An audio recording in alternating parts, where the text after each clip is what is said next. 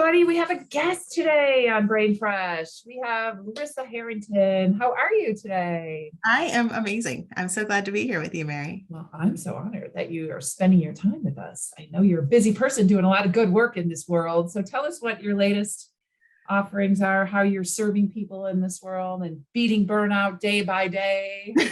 Yeah, thanks. I'm a coach, consultant, and educator specializing in burnout prevention, resiliency, stress management, and holistic well-being. And so I love working with purpose-driven leaders and entrepreneurs and organizations as a whole too, and helping people, make a bigger impact without burning out, because I think there are a lot of people who are out there doing amazing work in the world and they're burnt out. And right when they get to that point of just like pure exhaustion, then they're not able to do the work that they were so passionate about anymore. So I love helping people continue to do the work that they love to help make the world a better place. I love it. Thank you for your work. It's so important because, I think of all the training people have gone through, like they've gone through school after school and training and leadership training. And then they get there and they have all these skills, like their bag of skills is full and they then just want to run, right? Like they want to leave. Like that's happening in medicine. Like there's the Great Resignation is called, which is super concerning to me because these are amazing folks who have put their life really honestly since they were like all through high school and they went to 20 years of school and now they're just so tired. They don't know, they don't have any tools right now as they're so burned out and toast from working through a global pandemic. Where do you start with folks? Like where should people even start to, number one, know if they're burned out, or number two, what's the first step that folks should take, would you say? Yeah. Yes. And I'm a mindfulness expert. And so the first step that I always work with people on is mindfulness, right? Because you have to be able to pay attention to where you are, where you want to be, and like, what do we need to shift in order to get there? And what you were just talking about with people going through all of this training and education, I work with really intelligent people. And I find that there are so many people out there who are like, I'm smart, especially in physician world, right? Like I'm smart, I'm educated in this stuff.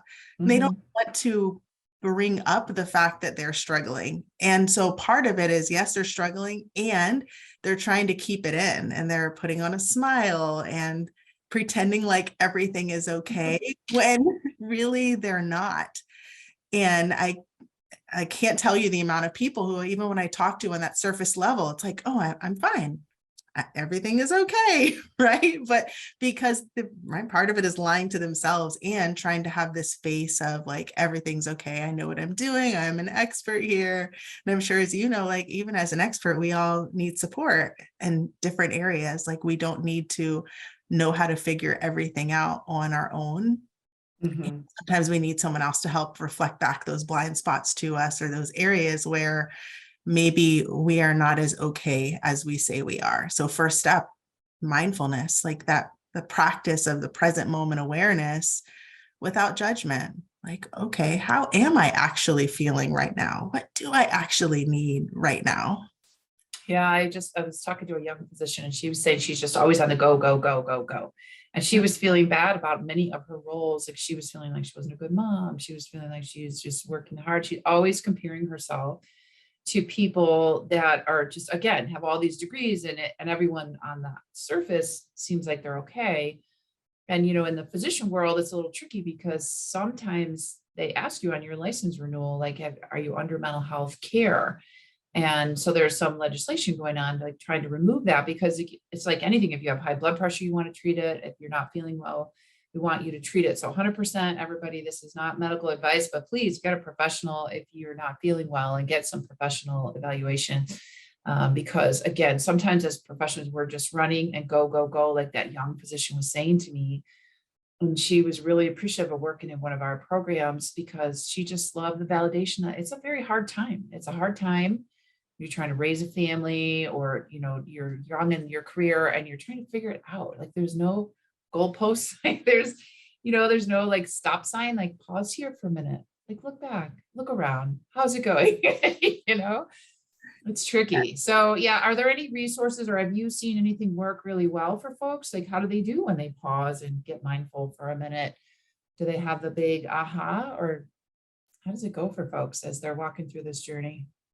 Well, I think when people start to work with me, what I often tell them is like, when you're working with me as a burnout strategist, it's not necessarily about taking things off of your plate, because a lot of people are like, well, I talk about work, family, and health, right? Like we need to be able to thrive in all of those areas, but it's more about the in between, that the anxiety, like how often we're ruminating on something or worried about things that might happen in the moment. And when we can start to practice mindfulness, this present moment awareness, it's like we just get more time back in our lives because we're able to be more present.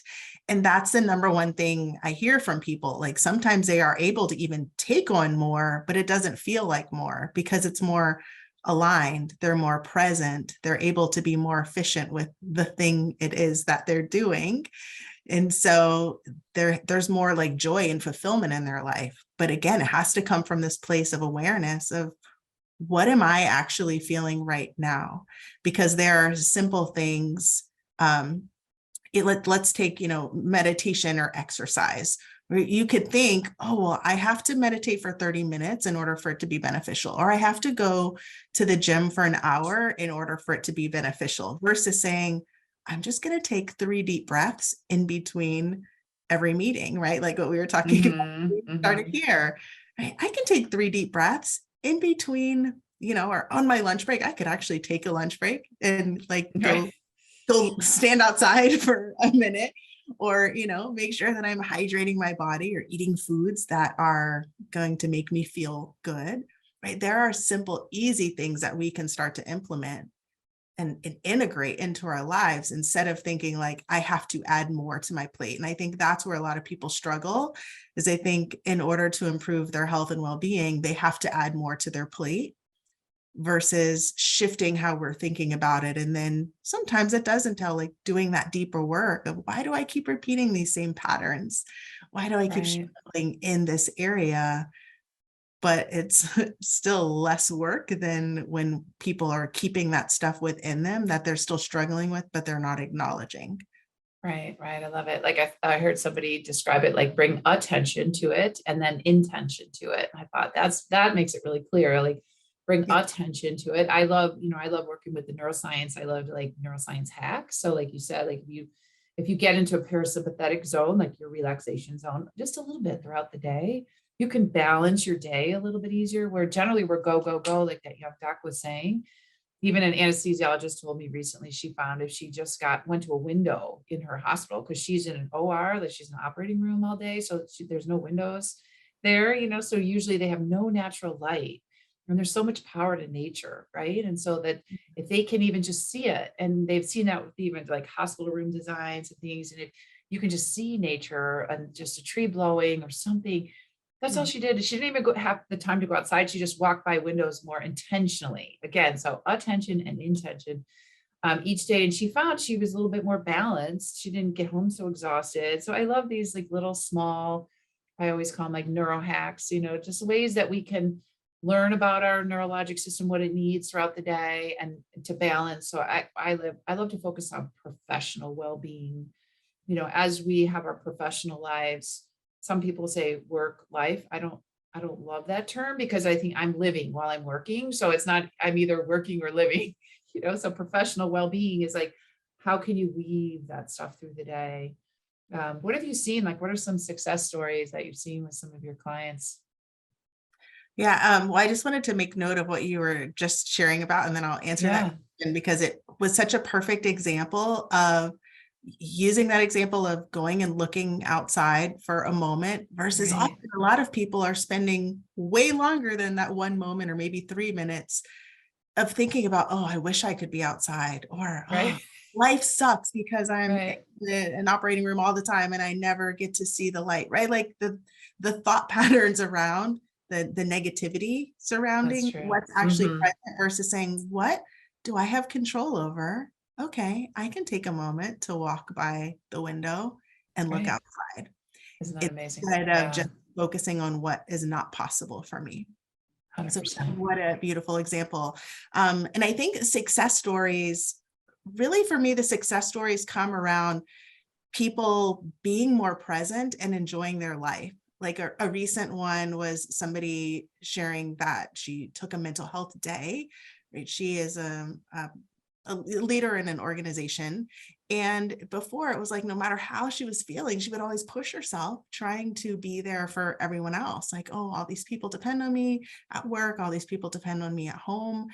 And she had actually ended up in the hospital previously. And then she started working with me, and it's like, hey, I took this mental health day and the world didn't end, and it was okay. And I took this time for myself at the first awareness that I wasn't feeling my best. And like, those are the success stories that are so powerful for me, because it goes back to that awareness of like waking up saying, I don't feel great. I don't even know what it is yet, but I know I don't feel my best. And I know that I need something different than going into work and being in meetings and being, on call, like, right, when you're talking about the nervous system and like always being ready, ready to bounce and fight or flight all the time. Just All like day. she needed some time for that rest and digest and to heal.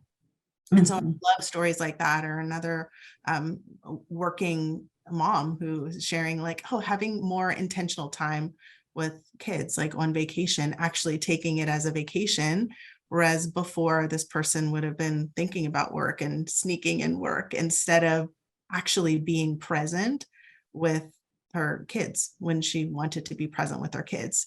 And so why I think the mindfulness aspect is so important, and the being present and what we're doing is so important, is because we miss out on so much of life when we're not, right? We're doing one thing, but we're thinking about something else.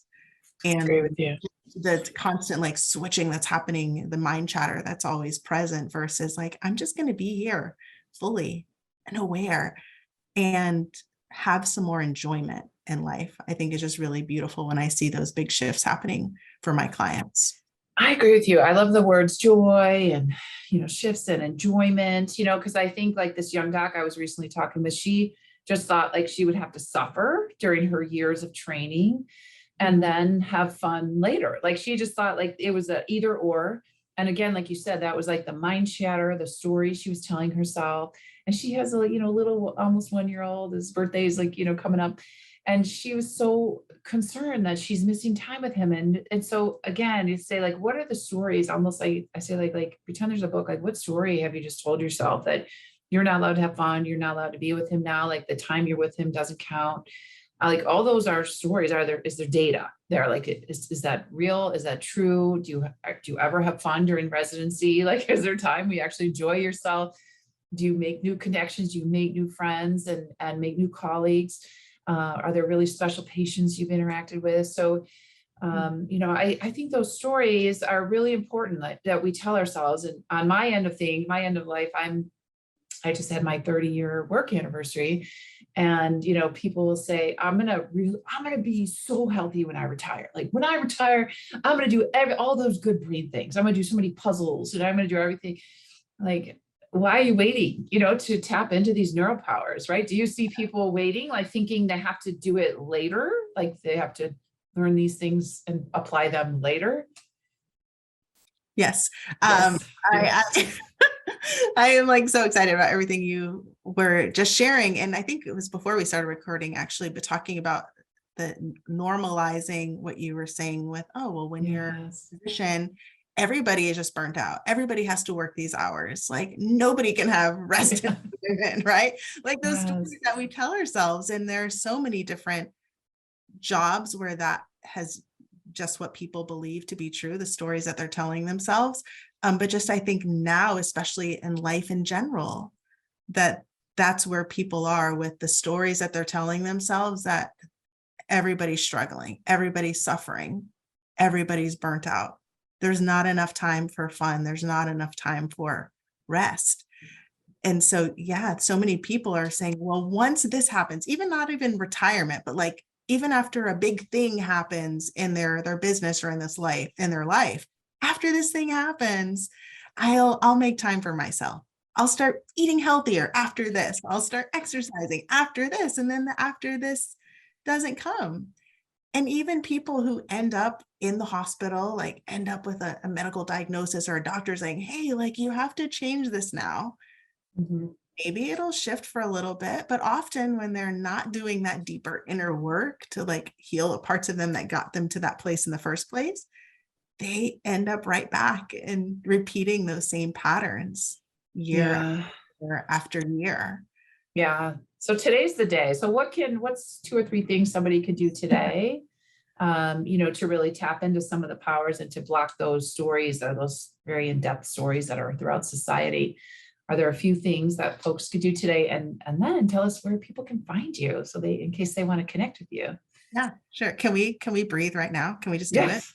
If people have enough time to watch Yeah. then, like, let's just take a deep breath. And Yeah. if it's clear for you to breathe in through your nose, like do that. Breathe in through your nose and exhale out of your mouth. Right? Like do that 2 more times. Just breathe and actually take time to be present with your breath. It does not mean that you have to go to an hour-long yoga class or go for a run or something. You can still take that time in a really short time frame to do something for yourself. So I think quickest, easiest things is to breathe with awareness, right? Like just starting to be more intentional with your breathing, and to actually take some time to reflect on, are you feeling the way that you want to feel in your life? And what do you actually have control over? Like Mary, what you were talking about with the stories, how many stories are you telling yourself that just aren't true? And when you look at, are you feeling the way that you want to feel? If not, what's something simple and easy? And I know when I work with clients, a lot of times they'll say, oh, these are the things I've tried in the past. And I tried to implement all of these things. They didn't work because it was too much, too fast, too soon. And they also didn't have a plan of how they were going to do it. So like, what's just one thing that you could do that would support you in feeling a little bit better?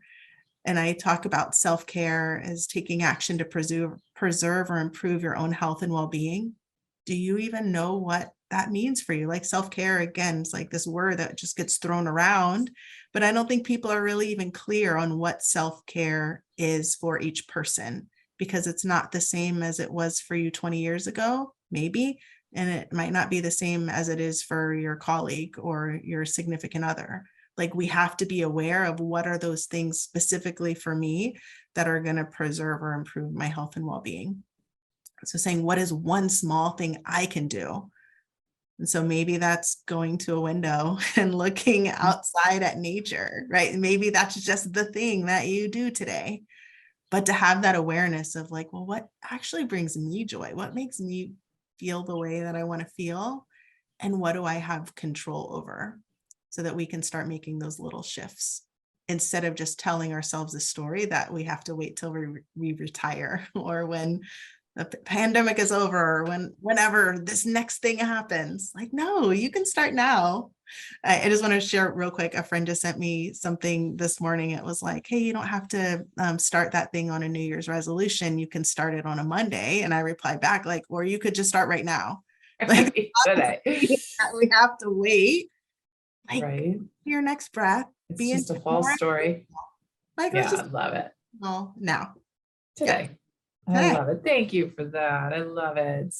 So we're gonna link everything in the show notes of where you can find Larisa and all of her amazing skills and all that she offers. So thank you for your time today. I do appreciate it so much. Amazing. Deep you. breaths. Yeah. Thanks for having me. You got this. Stay well. Thank you.